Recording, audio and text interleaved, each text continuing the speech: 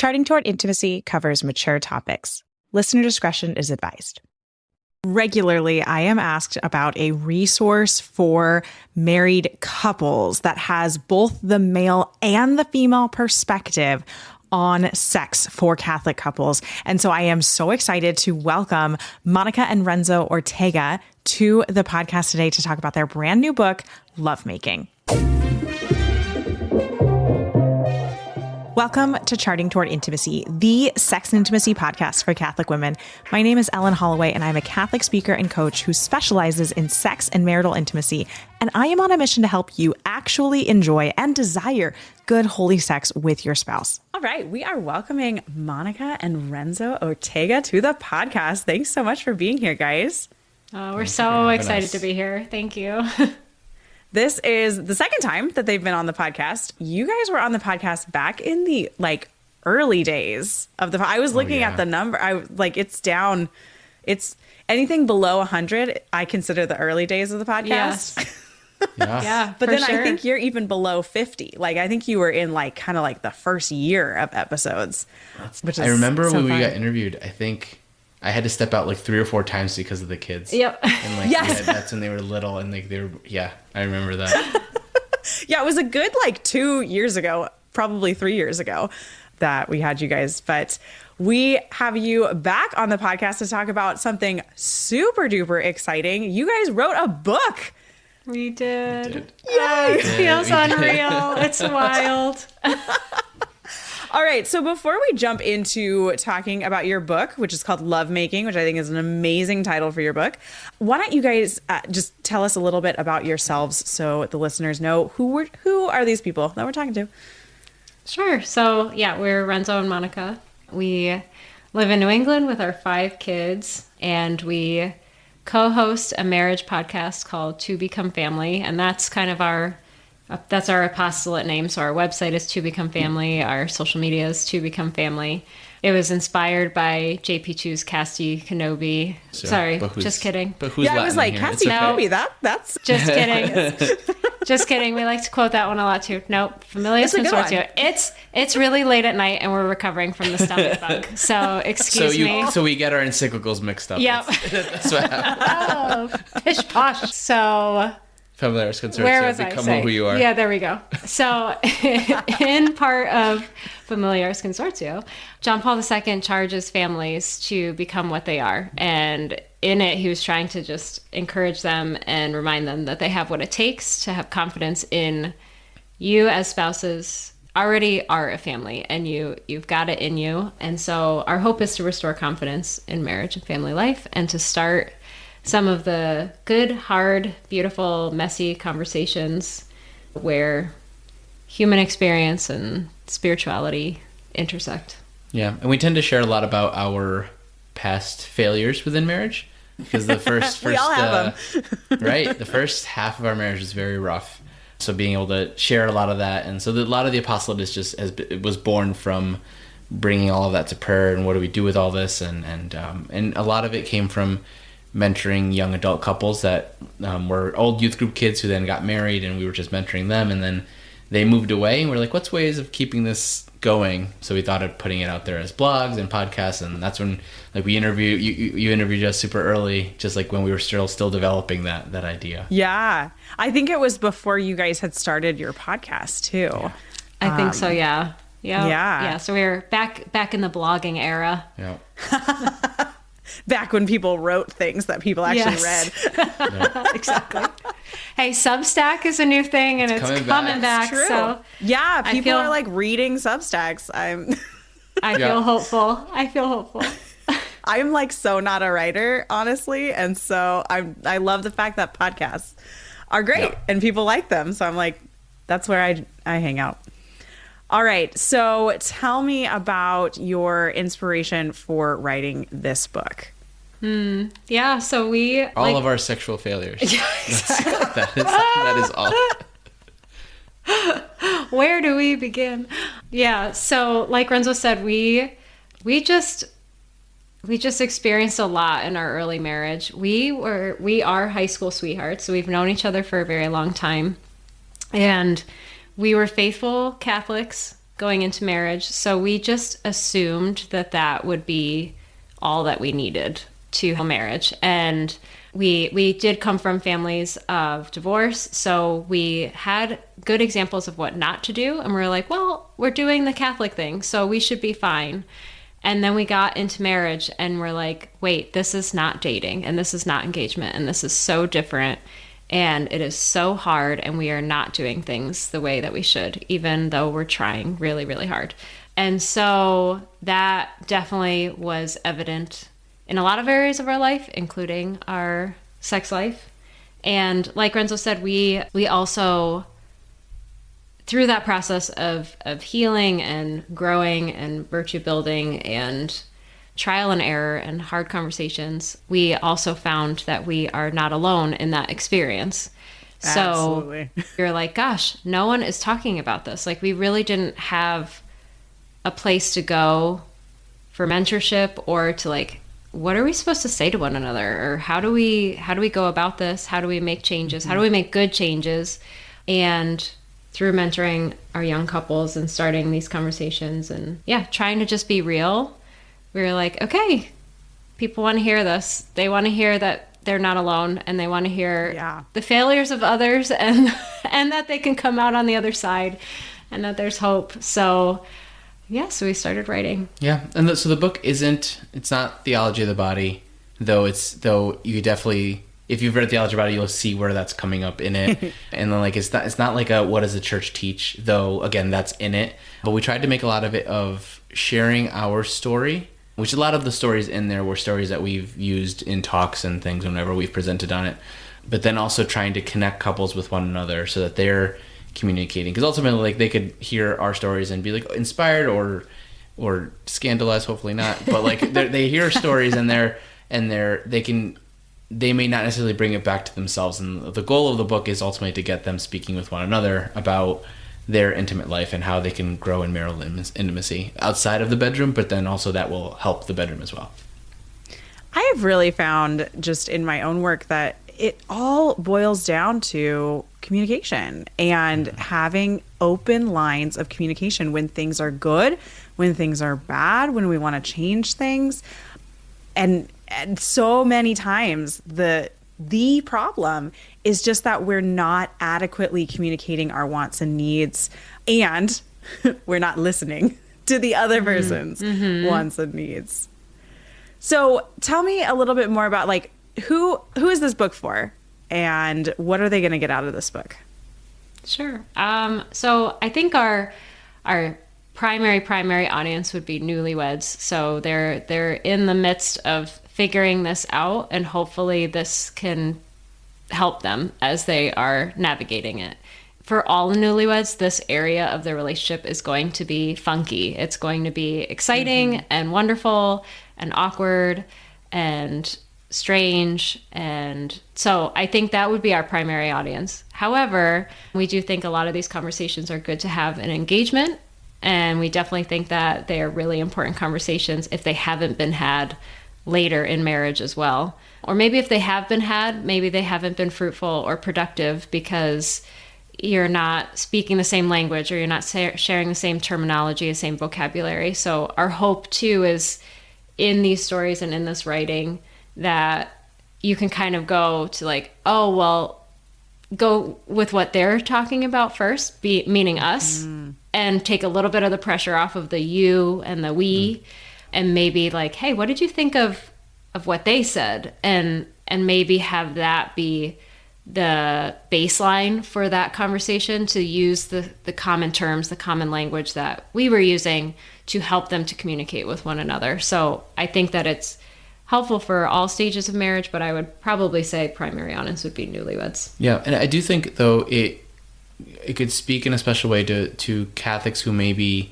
lukewarm about their faith, but want to figure this aspect of their marriage out, because it is written in a way that's, again, we don't lead with church teaching right away. It's a lot more inviting into the story of okay, you want to get your romance right, you want to get your marriage right, this is what happened with us. And then eventually it does lead to why the church has the answers to this, and why Christ needs to be at the center of it. But it is like one of the taglines is, I think it's a guide for everyday Catholics, because we don't want to make it just a high level. It's not a high level catechism, but it's definitely something that anybody could pick up no matter where they are in their faith journey. Awesome. Yeah.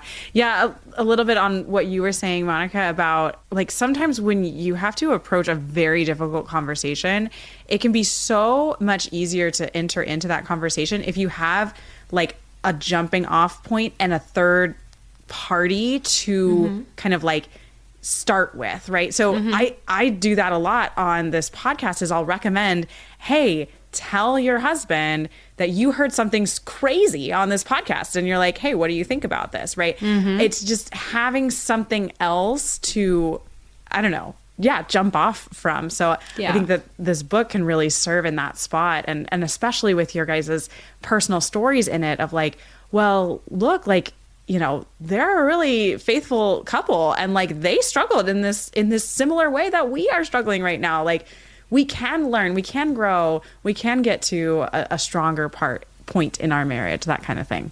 Yeah, and I remember that being a big aspect of shame for us because we were faithful Catholics and struggling, so we never wanted to let anybody know we were struggling. So being able to see that like other Catholics struggle as well with this, it does help you feel a little bit more shame, less of a burden, and feel like, okay, it's okay to bring this up to others, and especially to our spouse. Like, hey, we need to talk about this. This is okay that we're struggling here.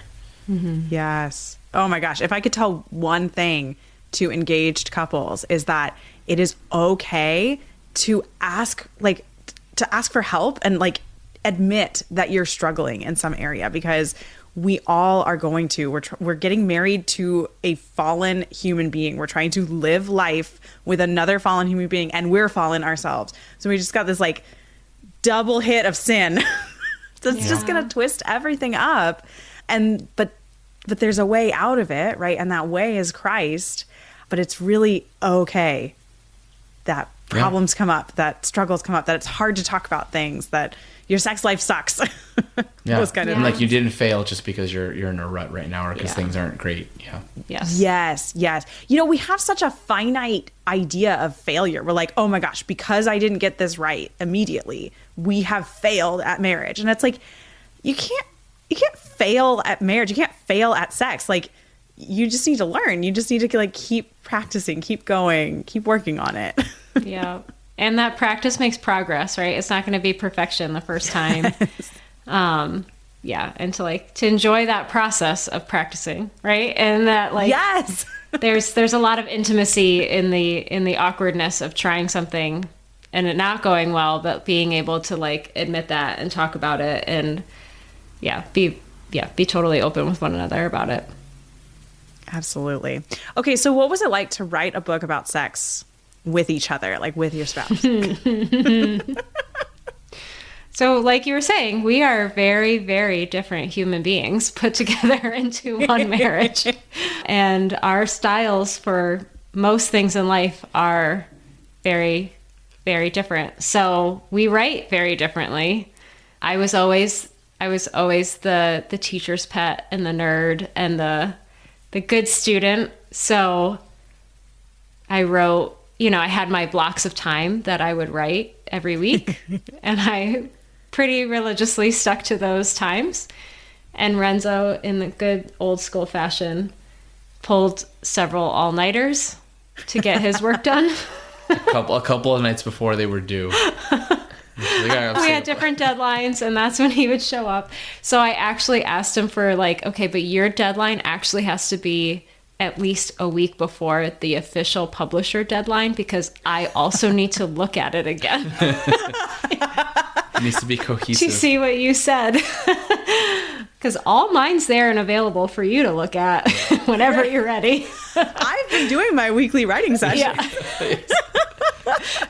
Which may give you insight into some of our other struggles. And so strictly from a writing perspective, that was interesting. But that being said, and we share this in our podcast, but also in the book, like, I think we were more prepared for that. And I'm glad that we waited as long as we did to do a project this big together, because it really didn't cause many conflicts because we've learned that about one another.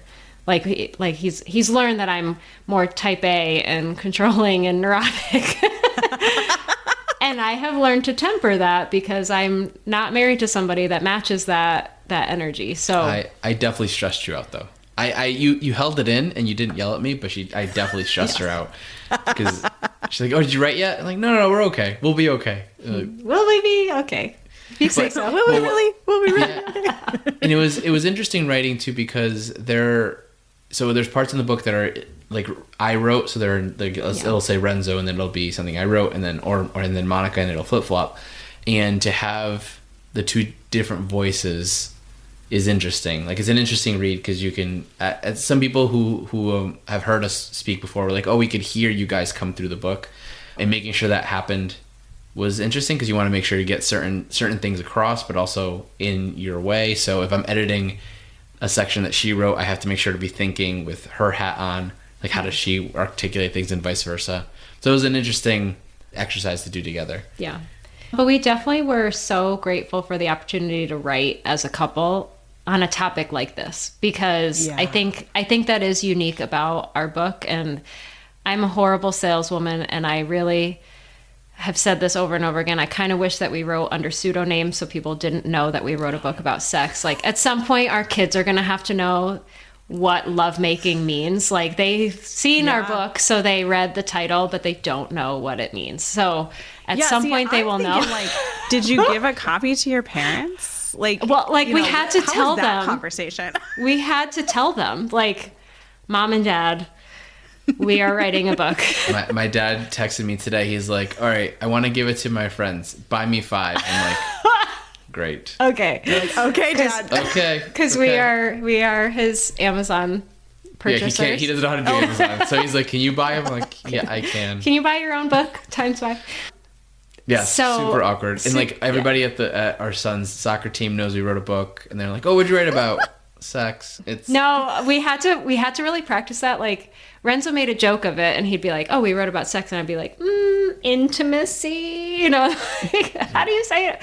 Anyways, but we really, really wanted to have the complementarity of both of our voices, to have the masculine and the feminine, but also the Monica and the Renzo, the different personalities, the different writing styles. We wanted to keep that in the book so that it felt like a conversation, because that's what we're hoping to prompt, right? So that like there are absolutely 2 different people talking here and writing here in this book, and that is how it's going to look when you have these conversations, is that your personalities are going to come out. So it's an interesting experiment. Hopefully it was effective, but I enjoyed it. It was stressful. It's just like marriage.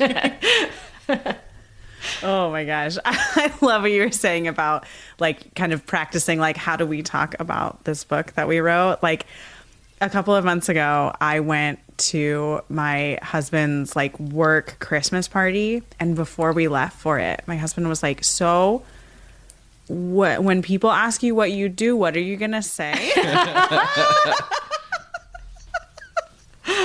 Yes, and so I had excellent. to like practice my little like beating around the bush. Yep.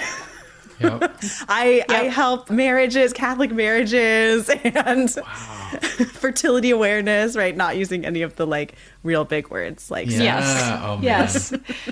Yep. Meanwhile, we're trying to teach our children to use real anatomy words, but in public we're gonna we're gonna say the cutesy words. Do what I say, not as I do. Yeah, exactly. Oh my goodness. Well, would you guys be willing to share like a paragraph or a small excerpt of the book that you really like, or just like a section that you really like? Sure. I was excited that you asked this question, because the same day that you sent this, one of our dear friends who got to like preview the book sent a screenshot of this page and was like, I'm so glad that you said this. So I'm going to share actually what she is glad, because she's like, it just needs to be out there written for people to read. So this is from the chapter titled, How Often Should We Have Sex? Well, that depends a lot on you and your marriage. For us, I had to make the active choice to have sex with Renzo sometimes, even when I didn't physically want to. I would engage in lovemaking, reminding myself of the fullness of what intimacy really means. This was especially the case after a pregnancy when my hormones were in the toilet. I had a low sex drive, and nothing Renzo did or said would change that. But our conversations had surfaced an expectation, and when the day came, I had to make a choice, and I made the decision to love my husband. I want to be clear. I didn't feel coerced or forced. I just didn't have a sex drive. I wasn't aroused. Spiritually and psychologically, I wanted to have sex. I wanted to be there and ready, but my body wasn't in the tingly mood. Though I couldn't find the spark physically, I did want him. I wanted to love him I wanted to love him and for him to feel loved by me. So sex became an active choice. And by actively choosing to be with my beloved, I began to see the goodness in not allowing my physical passion or lack of passion to be the deciding factor in our marriage.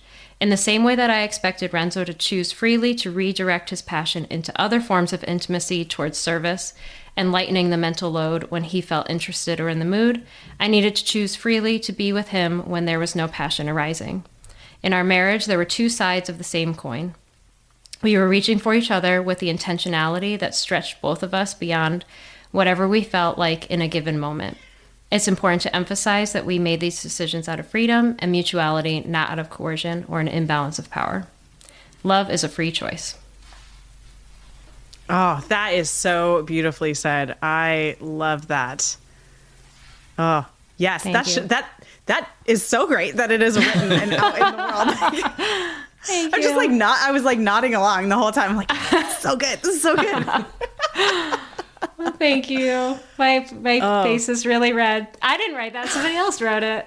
Yeah, I don't know. She Melissa, did great. Right? I actually wrote that in Monica's voice.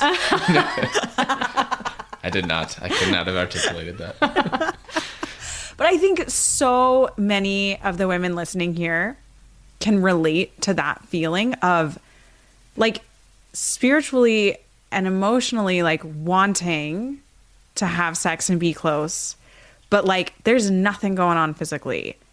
And unfortunately, I think a lot of the times we rely too much on that physical indicator of interest in sex, and we don't really lean into the spiritual and more emotional and mental side of it, that like, yeah, we really can come together and have sex together even when we're not physically feeling it. And it can be beautiful, and it can be loving, and it can be unifying, and it can even be procreative.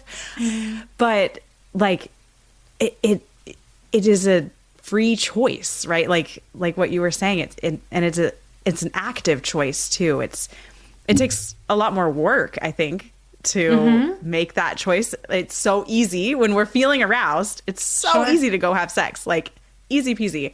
But when we're not, that's when it's almost more loving, because we're really working hard to make that decision and be there for our spouse and love him.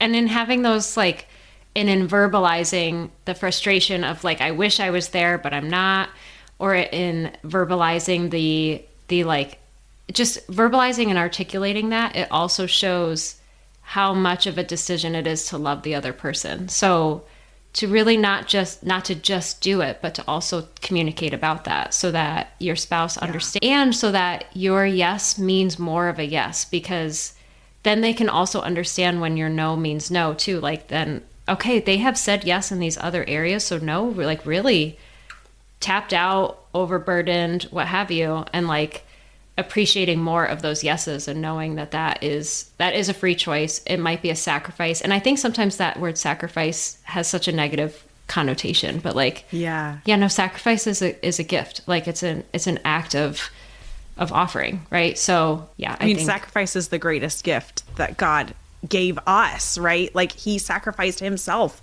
for us. And you know, that like Fulton Sheen talks about, like that's what's happening on the cross is nuptials, right? Marriage is sacrifice. I like to talk about that too, because we put a really negative connotation on sacrifice, because when we think sacrifice, we're like, oh, I am not going to eat the chocolate for Lent and it's going to suck. Like, and I'm going to be sad about not having chocolate and I'm going to sacrifice, right? And that's, I mean, yeah, sure, you might be like sacrificing chocolate, but like that's not what we're talking about when we're talking about sacrifice. Like sacrifice is giving of yourself to another person, right? Jesus's sacrifice was giving of himself to his bride, the church. And that's what we can do in our marriages. Yeah. And like, and newlyweds they're not ready for, like, they don't know what they don't know as they get married, right? And they don't have the same need to sacrifice, and they're like, oh, honeymoon period, everything's great. And I think sometimes they get hit by a truck as soon as like this is happening. They're like, I thought I didn't think it'd be like this. And like your podcast didn't exist back then. Like when we got married, like there just wasn't a place to go and hear that like, hey, everything's okay. You just have to navigate it a little differently. And I think sometimes when your sex drive takes a nosedive, or one spouse's sex drive takes a nosedive, you look internally within your relationship and are like, what's wrong with our relationship? And it could be a clue that there's something that needs to heal in your relationship. Or it could also be these external factors, right? That are influencing. And so because you are a whole person and an integrated person, that like those other things need to be addressed, and your spouse needs to recognize them or see them and see you in them, and not take it so personally. I think that was a struggle that we had too, was a lot of like taking no's personally, or taking lack of physical interest personally, and to really have the tools. I was way too sensitive. Everything Your was guys' personal. story honestly sounds so similar to my husband and I's story. Like, just, off on the wrong foot very early. Yeah. Very early. And it just, and it's good. Like, it's almost good that you're experiencing that, because it could lead to greater intimacy if you allow it, if you're not afraid of it. And hopefully, this is a tool, this is a resource to help couples not be afraid of, if and when this pops up, this isn't like gloom or doom. This is a new thing for us to encounter and work with. Yeah. Oh, fantastic. Well, you guys can get the book on Ave Maria Press's website, as well as Amazon, obviously, because what can't you buy on Amazon? Yes. And there'll be a link in the show notes for that, and there'll be a coupon code there as well. Is there anything else you guys want to add, just from experience or about the book or anything? No, just thank you so much for having us on to be able to talk about it and share about it. And the book, though, I know it can be a source of accompaniment in the beginning. It's definitely not like a be-all, end-all. Like, it's definitely a beginning. So I'm happy there's more resources for people to be able to continue their growth for their marriage and their love life and intimacy. And we just want to offer the affirmation that you guys have what it takes to not discount the realness of the grace of the sacrament, but also to not discount that, like, human formation is important too, and the two work with one another. So just keep at it, and we're praying for all the couples that listen to this episode and pick up the book. Thanks so much for listening. If you are not already following us on Instagram, be sure to check us out at Charting Toward Intimacy. And if you listen to podcasts on a platform that gives you the option to rate or review, we'd love for you to do that, because it helps us spread the word about the podcast. If you ever have questions, comments, or episode topic ideas, please reach out to us. We love to hear from you. You can reach out on Instagram or send us an email. Our email is in the show notes. Until next time.